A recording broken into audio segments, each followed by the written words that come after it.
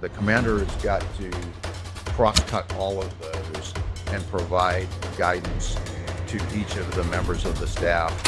Have you ever been in a situation when you were an officer where you were genuinely scared? The leader becomes respected and develops credibility through their personal actions as opposed to positional authority.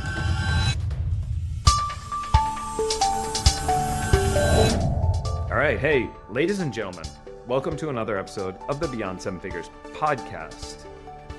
I'm really happy with the caliber and the quality of the folks that have come here.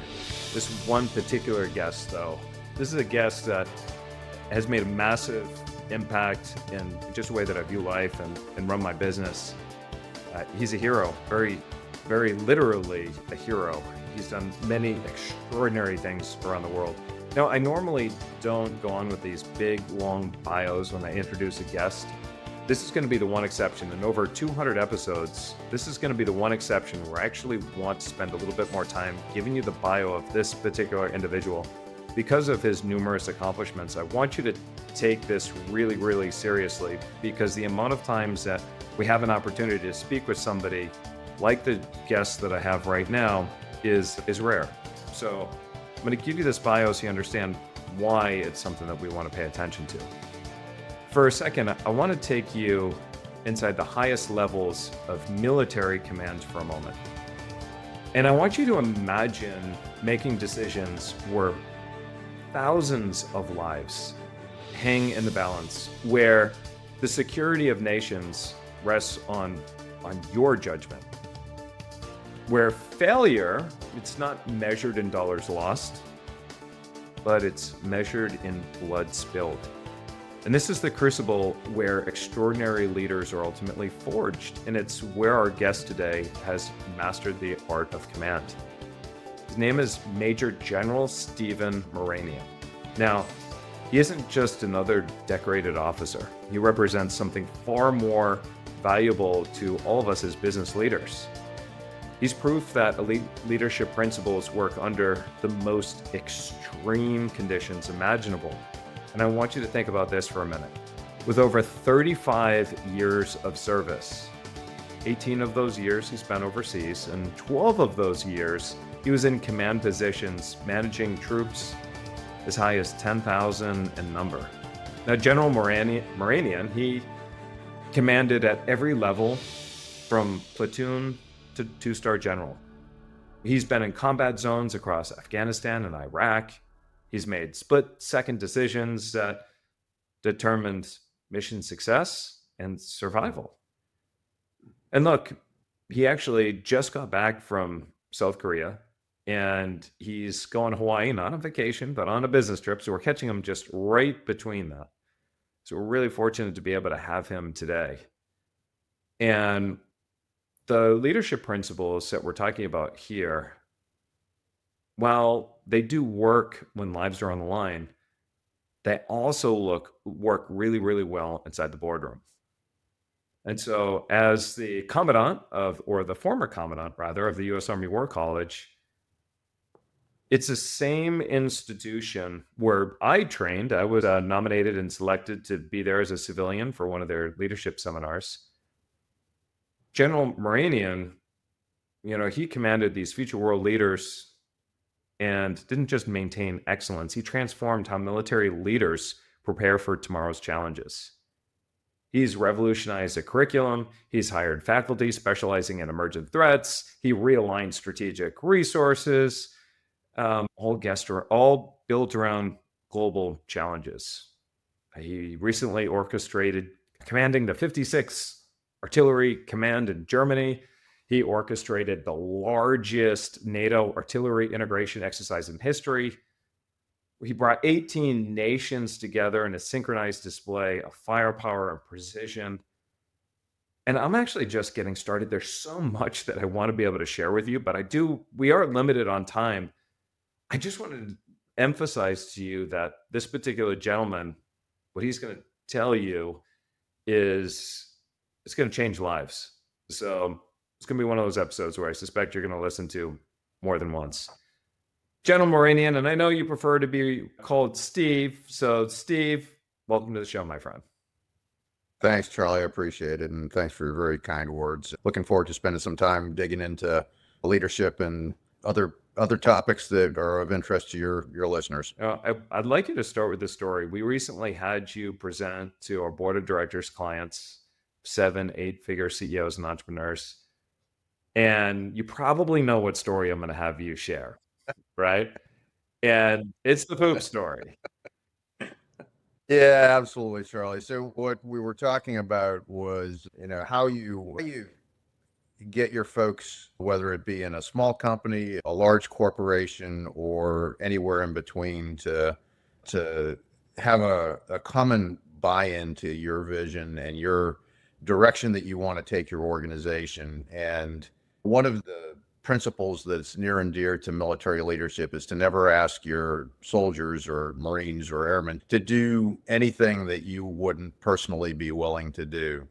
And I shared during our video a couple of weeks ago, having been deployed into Kuwait, into the middle of the most austere environment that I'd ever experienced in my life, with a battery of about 150 soldiers, having the nothing around us but sand and wind in the sky, and literally the things that we brought with us. And so surviving in an environment out there like that takes a little bit of discipline when it comes to making sure that folks stay clean, folks are taking care of their bodies, their health, for themselves as well as for those around them. And so one of the techniques that we use is to get downwind and to burn the byproduct of eating. And so, after the first day or so of that happening, my right hand man, my first sergeant, I was a captain at the time, suggested that the two of us go out there with the soldiers who were doing this very undesirable, unenviable, really crappy, to put it, literal task, and go out there and burn the poop along with them. And we did that. We did it for several days, and got to the point where the soldiers realized that their leaders cared enough about them that we were going to, make decisions that involved having them do undesirable things, but we were willing to do those things ourselves. And it was, it wasn't a combat situation. It wasn't a life or death situation, but it was something that demonstrated, firsthand that we were willing to put ourselves out there and do what they really didn't want to do.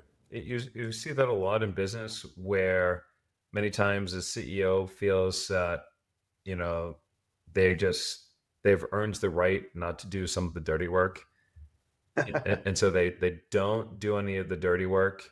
And I feel like the employees treat them a little bit differently when a CEO feels like it's not their job, versus somebody else who does what it takes and is not afraid to show them that they'll do whatever it takes. Yeah, one of the other things that we have talked about, you and I, on a few occasions, is the fact that a lot of folks talk about wanting to be a lion, but Mm. don't necessarily want to get their hands dirty and do lion stuff when it's time to buck up and do the hard things. You've got to be willing to get out there and do those things that are not glamorous, that are difficult, and that take some commitment and fortitude to do them. Sure. Now, I know one of the big sayings in the military is you serve at the will and pleasure of the president, and regardless whoever the president might be. And there's a lot of power behind that. But as team members and as CEOs of a company, oftentimes we see what's going on in the market, whether there's a political, whoever is president, or maybe the economy and there's fears and whatnot. And I almost translate that same saying, rather than saying you serve at the will and pleasure of the president, we look at it today and we're like, look, we just deal what it is without tying with any emotion to the task at hand. And I see too many times that somebody is either, this president is, they think all this negative stuff and the president passes that along, or on the contrary, they think all the positive stuff. And it influences their decisions so much based on an emotional gut feel for how they feel things should have been handled, how they feel about tariffs, how they feel about whatnot. But if you put the military mindset on, then none of that actually matters. It is what it is, and we're all playing by the same rules. Everybody's got to deal with it. You just move forward. How do you handle something like that? The unique challenge that military leaders have, and really soldiers and service members who are at large, is maintaining a outwardly politically ambiguous view towards things where you're not getting involved in politics, you're not making comments or living your life by the current administration, but you're serving the Constitution of the United States. Mm. And so in that, individuals certainly vote. They certainly have their political beliefs, but the truly successful ones are the ones that are able to compartmentalize that personal belief to their private conversations at home with their family, and are able to execute the orders of the chain of command with vigor, regardless of which party or which president is in charge of the country and going in that direction. It's one of the easier things to do once you set down a road of understanding that your commitment and your oath as a commissioned officer in the armed forces is to the Constitution. Yeah. And so, yeah, as you look at how that translates into a civilian world, we operate in the same environment. You may have heard the phrase VUCA, volatile, uncertain, complex, and ambiguous, and that certainly describes the worldwide and it could say the national environment every time we go through a transition. But by maintaining a sense of, calm through the storm and imparting that feeling of strength as well as commitment to your folks down the chain, it's helpful in their ability to navigate those uncertain and complex and ambiguous times. Have you ever been in a situation when you were an officer where you were genuinely scared going into a battle or a situation? Like scared, knowing that there was going to be bloodshed and that at a high risk of a terminal outcome? Yeah, I mean there are numerous times, and it doesn't necessarily have to be a combat environment. There are times where I think in every leader's career over the course of decades, there are times where even in a boardroom, you walk in knowing that you're going to have to lay out there where red lines exist, and that may not be, a popular viewpoint, and that may be at the detriment of your ability to advance or continue your career even.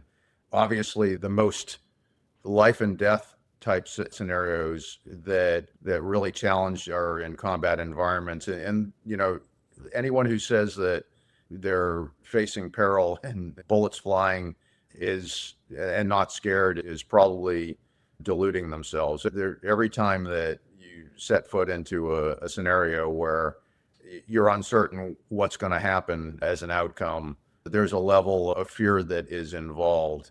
But managing that and dealing with the very human way of, how our bodies react to things like that, I find that by training in advance, by doing your due diligence of repetition of task, you and those that are working for you are able to work through fear, and just through muscle memory be able to endure and succeed in environments like that. So, if I were to ask any of your troops that served underneath you and some of those scariest times that you led them, what would they have said about you in that moment? Would they have said a General Maranian, he was also afraid, or would they have said he was calm, he was poised? What do you think they actually would have said during the scariest moments of battle?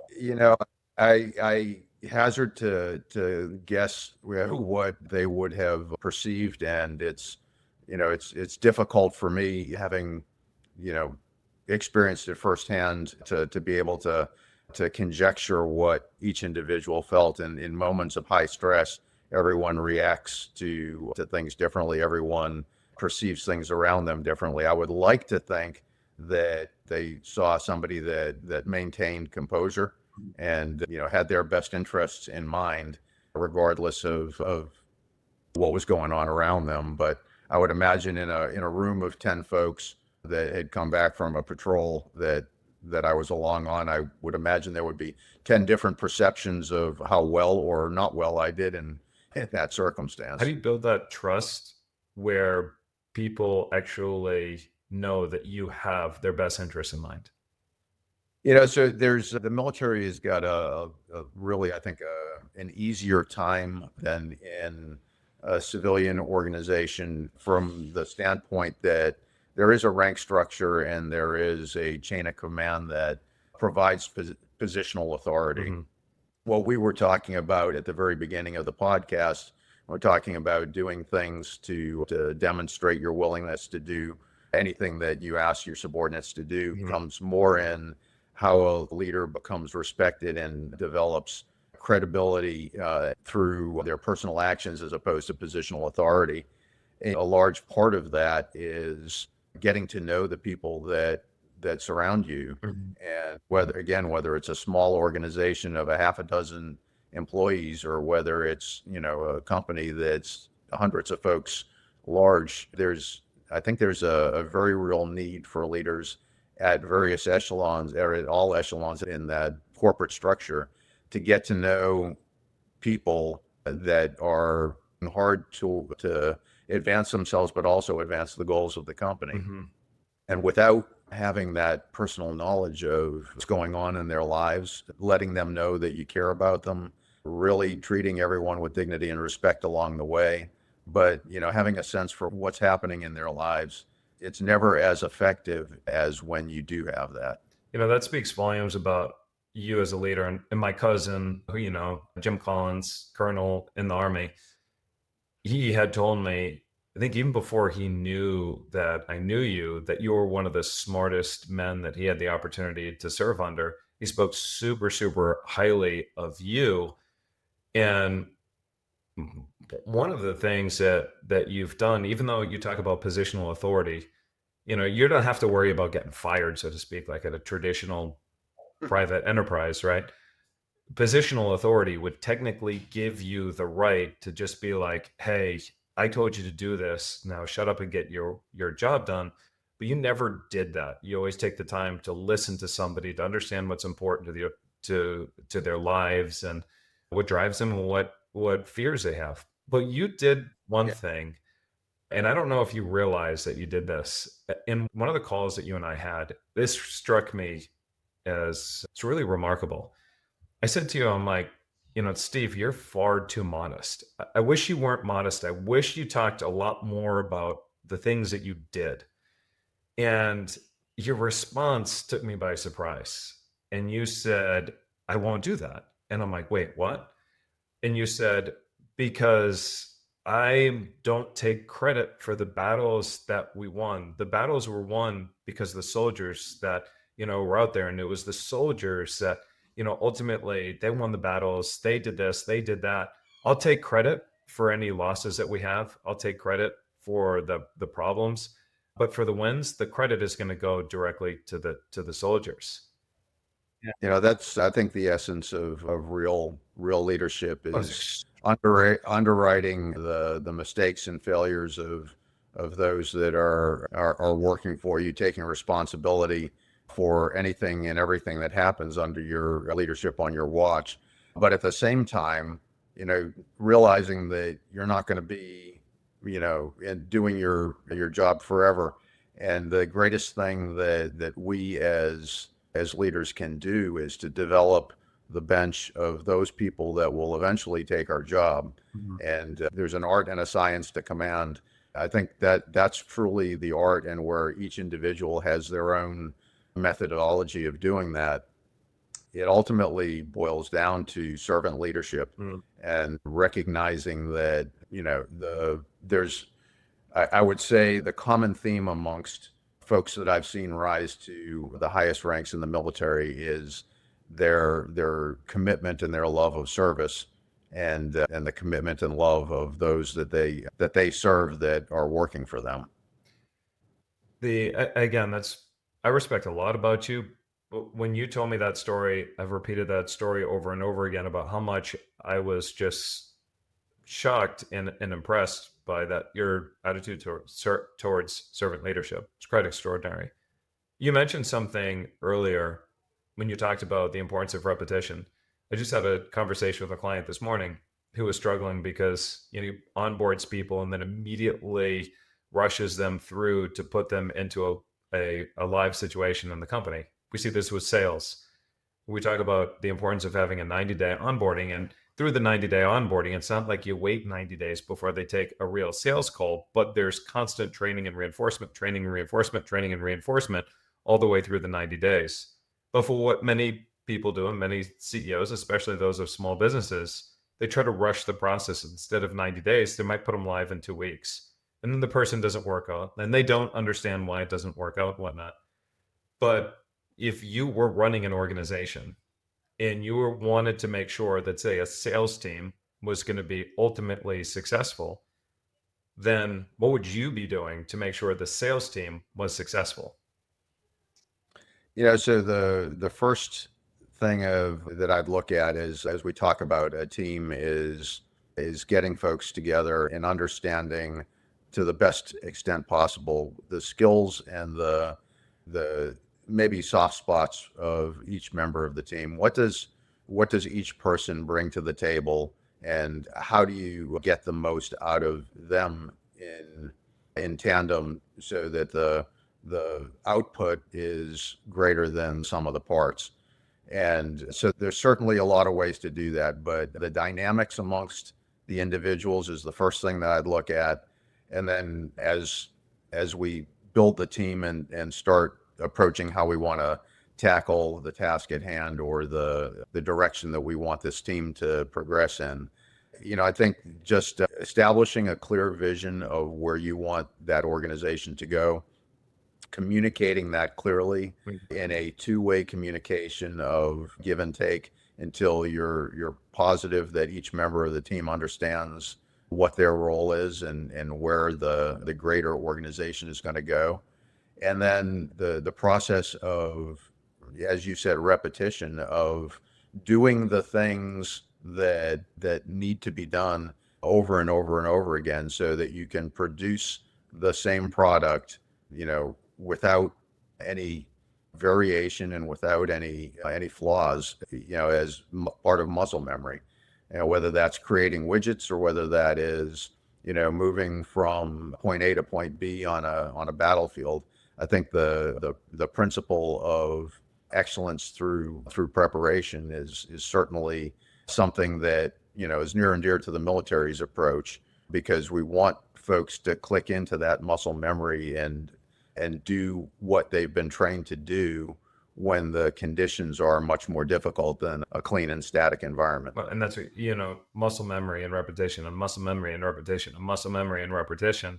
If I was running a sales organization, I wouldn't put the salesperson live on a call with a prospect until we went through all the different scenarios. Let's role play. Let's role play. Let's role play. Let's try a different angle. What about this objection? How would you handle this objection? What would you handle a person with this type of personality? Or they answered the phone like this and you would do this, until you get to the point where there's a certain level of comfort. Serves two reasons. Number one, you'll know how they'll react. But number two, there's a level of unspoken communication. If I show up in a sales call confident because I've gone through 10,000 repetitions, that's going to have a different close than if I use the exact same words, but I've only had 10 repetitions. And there's going to be this level of trepidation and uncertainty and insecurity and nervousness, and the other prospect is going to feel that as well. Yeah, absolutely. And, I equate to my specialty in the Army was cannons, rockets, and missiles. And, we would shoot our artillery rounds in a training environment. And we like to say, train to standard, not to time. And when you achieve that standard, change the conditions. So you may be able to do things in 70-degree weather on flat terrain with the sun shining and, perfect communications through your radios. Well, you may have to deliver those bullets in the nighttime in the rain when the radio's not working in lousy terrain and with somebody shooting at you. And you're not going to get to the point in which you're able to do that unless you've got enough sets and reps under your belt to have done that before and feel comfortable with what it is that you're doing. I'm going to write that down. Train to standards and not time. That's a good one. I like that. So you make decisions, or you've had to make decisions before, where oftentimes you're not given the time to prepare. So it's a moment's notice. You have to make a decision. The consequence of making the wrong decision means bloodshed and lives lost. How are you able to make decisions like that quickly? The level of responsibility that military commanders have. The military does a really good job as far as preparing folks to command organizations. And by the time they get to a position where they are a commander, they have got a significant amount of experience in the operations and in the tasks of the organization that they're being asked to lead. There's very few circumstances that I can think of over the course of 35 years where I saw somebody that wasn't ready. And when those cases did come up, their bosses were able to very quickly see that and either remedy the situation by training them a little bit more or removing them if they were unable to accomplish what it is that they were being asked to. So as a commander in a environment where you've got to make in very short order, I mean, depending on how short of a time you have, you either have to rely on your instinct and your experience, if it's a snap decision, or if there is any time at all to delay making that decision without affecting the outcome on the far end, engaging with the trusted agents that you have within your organization to get their sense of what your potential decision or the course of action that you're going to pursue might be, and getting some feedback. Certainly, if you have the time to get other people involved, getting feedback from people that are not just going to say yes to you, Mhm. but people who you empower and trust to speak truth to power is absolutely invaluable. You know, one of the exercises that I learned while I was at the U.S. Army War College that just blew my mind was how decisions are made. And, it started because the gentleman who was at the front of the room, he was asking these questions about this and that, and then somehow the border wall came up between the U.S. and Mexico, and I raised my hand and I said, "So wait, help me understand. Are you for the border wall or are you against the border wall?" And he said, "Well, let me ask you a question." I said, "Go ahead." He goes, "Are you for or against it?" And I'm like, "I think I might be for the border wall." And he said, "Okay, but are you aware that the border wall then causes all these issues?" And he labeled them all out. And I'm going, "Oh my gosh. No, I wasn't aware." Okay, I changed my stance. I am no longer a fan of the border wall. And he goes, "Why did you say that?" I go, "Because of what you just said." And he goes, "Well, here's the case for the border wall." And then he laid out all the case for the border wall. And then he said, "Okay, now what is your stance?" I I actually don't know. And he said, "Why?" And I go, "Because the argument for and against are so strong that I don't know what decision to make." And he goes, "This is how decisions are constantly being made in the army." And he said, "When we're faced with a decision, we have to make the counter argument just as strong as the pro argument so that we can weigh both sides." And Yeah. through these discussions, I learned so much that it just floored me. We were talking about terrorists. And as a civilian, we think about the terrorists and we automatically look at them as just bad, evil people that, should be removed. But then the question came in, well, do you know why they are terrorists and why they justify doing what they're doing? Well, I guess I haven't thought that far ahead. let's talk about why they justify it and how terrorist organizations are formed and blah, blah. And then all of a sudden when they position it the other way, it's like, oh my gosh. I mean, dare I say I'm actually feeling a little bit of empathy. I understand. I don't agree, obviously, but I understand. And I'm like, oh my God. He goes, again, when you only look at things through one side, it's ignorance. When you can see things through both sides, you create that level of wisdom. And now it's funny because I changed the questions when things happen that automatically we look at that might be seen as a negative. I reposition it with the team and I say, why could this be the best thing in the world that's happened to us right now? And I force them to think about how it could be positive when a negative situation happens. And it's just an interesting dialogue back and forth. But having that perspective, when a customer feels a certain way, take a moment to stop and go, why could they feel justified in doing what they do? Why? Let's talk about this. Make that argument strong. Yeah, Really so eye-opening.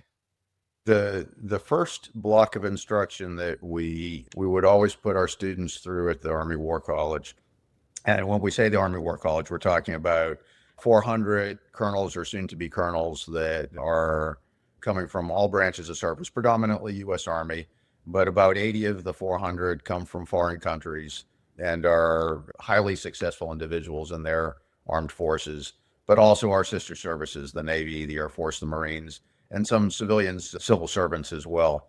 So as they start a 10-month block of training that ultimately leads to a master's degree in strategic studies, the first thing that we pull them through is an exercise in strategic thinking, critical thinking, and give them what we call wicked problems, those things that, potentially can't be solved, have been difficult for world leaders to solve, such as, okay, what is the solution for governance in the Middle East, in the contested areas of Israel, the West Bank and Gaza? Clearly, now in the last year, we've seen a different dynamic. But, when I was leading the school back a few years ago in a static environment that, bubbled up and then got a little bit diffused and bubbled up again, and so on and so forth.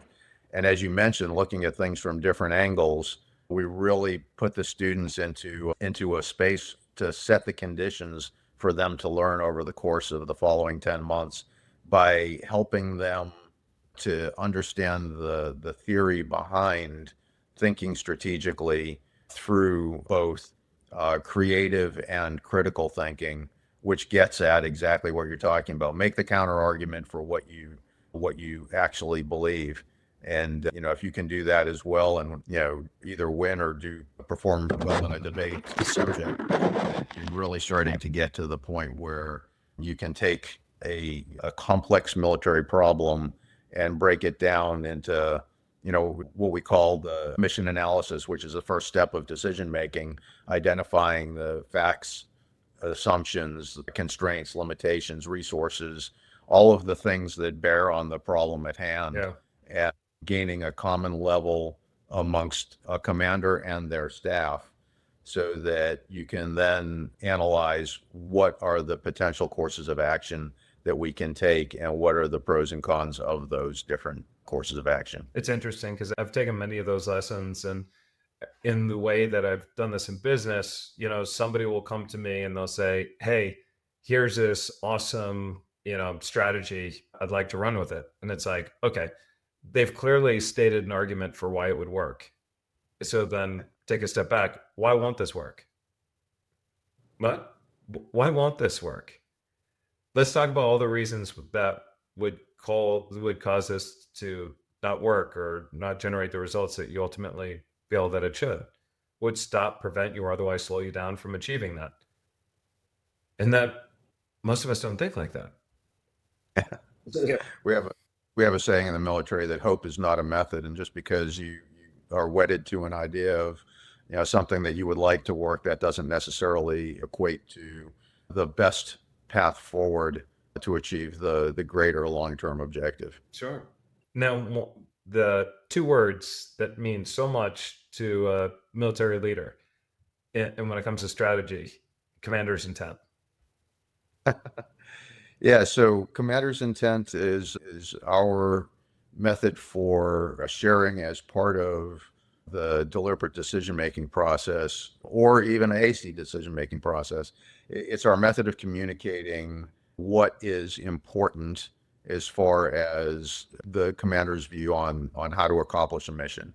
So very simply stated, if the objective is to move your organization from point A to point B, the commander is going to the best of their extent, at the beginning of the process of deciding how to do that, understand the environment to the best of his or her ability, visualize how they want to accomplish that, and then communicate that to to their staff with how they see the flow and what the key tasks are Mm. that are a pathway to success. And that is usually the basis for the staff to then be able to take the commander's vision for where the organization is or how the organization is going to get from point A to point B, and then do their own analysis based on each member of the staff's functional expertise, whether that be personnel, logistics, whether they're the operators, whether they're the ones providing intelligence support. Each of them have their own slice. The commander has got to cross cut all of those and provide guidance to each of the members of the staff in a way that it enables them to understand their limitations and the limits of what creativity they have to be able to get the organization from A to B. Sometimes it's very prescriptive, if time is of the essence or if there are limits to the resources available. A lot of time at hand, and there are multiple different ways to attack the problem. There's a lot more creativity and a lot more leniency given to the ability of folks to come up with different solutions that may be a little out of the box. So, what's the difference between uh, from a for CEO standpoint? What's the difference between a vision statement and a commander's intent? So, vision statement, I think, is really a part of the commander's intent. If you break it down into the commander's vision of where they see the organization going as a whole, the commander saying where the end state that he or she sees is going. Yeah. The the intent has an inherent component that includes the key tasks along the way and Gotcha. timeline that's associated with achieving that vision. And so it's really a component thereof. Gotcha. Now I know we're pushing up against the clock, and you're a busy guy.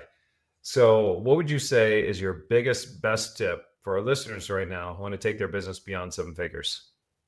The biggest thing that I took away from my time in the military, and the further up the chain I moved into the higher ranks, the more and more it became necessary for me to focus time on engaging on a very human and personal level with people, all the way from direct reports down to those that are entry level just coming into the organization.